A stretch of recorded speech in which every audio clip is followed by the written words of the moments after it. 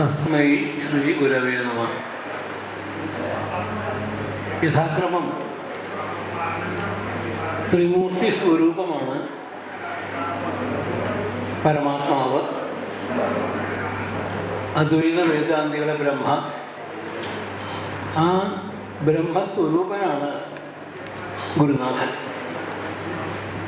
എൻ്റെ ഭാഗ്യം കൊണ്ട് സാക്ഷാത് ഗുരുനാഥൻ്റെ വാങ്മാധുരി നേരിട്ട് ശ്രവിക്കാൻ സാധിച്ചു. അതേപോലെ തന്നെ എൻ്റെ സാക്ഷാത് ശിഷ്യനാണ് ഏപ്രം നാരായണൻ. നാരായണീയത്തിൽ ഗുരുശിഷ്യന്മാരെ അരണിയായിട്ട് ഉപമിക്കുന്നുണ്ട്.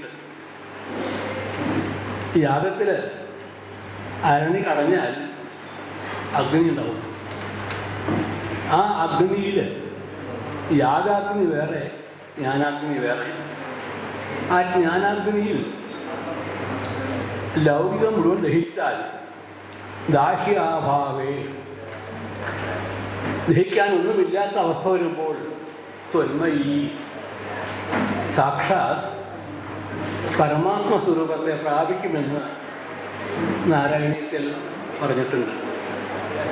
അതുകൊണ്ടാണ് ഞാൻ ശിഷ്യനെ രണ്ടാമത് പറഞ്ഞത്.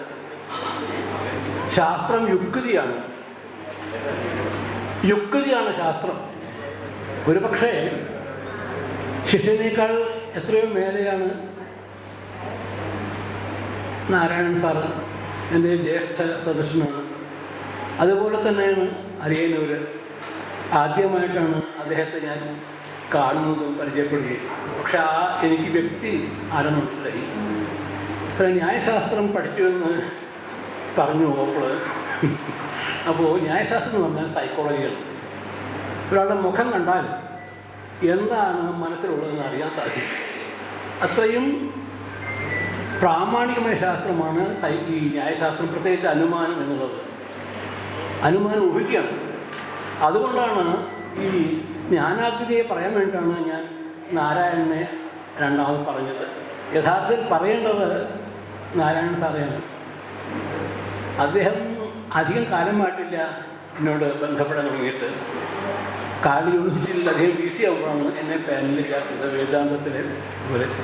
പക്ഷെ എനിക്ക് മുറുക്കില്ല. പക്ഷെ അതിന് മുറുക്കലുണ്ട്. മാഷ വരൂ മുറുക്കാന്ന് നോക്കുക. അങ്ങനെ ഇടയ്ക്ക് വരണം. പക്ഷെ എന്തോ ദൗർഭാഗ്യം നിശ്ചയില്ല അദ്ദേഹം. എങ്കിലും കാലി യൂണിവേഴ്സിറ്റി ഇപ്പോഴും ഞാൻ ഉണ്ട്. അപ്പോൾ അതൊക്കെ പോട്ടെ. പ്രകൃതം അതല്ല. പ്രകൃതം ഈ ചൂരക്കാട് മേക്കാട്, അതാരും പറഞ്ഞു കേട്ടില്ല അല്ലേ? ഒരു മേക്കാട് അതിവ്യാപ്തി വരും. കാരണം അതിവ്യാപ്തി പറഞ്ഞാൽ കുറേ മേക്കാടുമാരുണ്ടല്ലേ. എനിക്ക് തന്നെ 4 മേക്കാടുമാരറിയാം. ചൂരക്കാട് മേക്കാട് ഒന്നേ ഉള്ളൂ. അതുകൊണ്ട് എനിക്കിഷ്ടം. കാരണം പലപ്പോഴും ഞാൻ എന്താ രാജേട്ടൻ വിളിക്കരുത്. അപ്പോൾ നില്ലപ്പേരെ വിളിക്കാറുണ്ട്.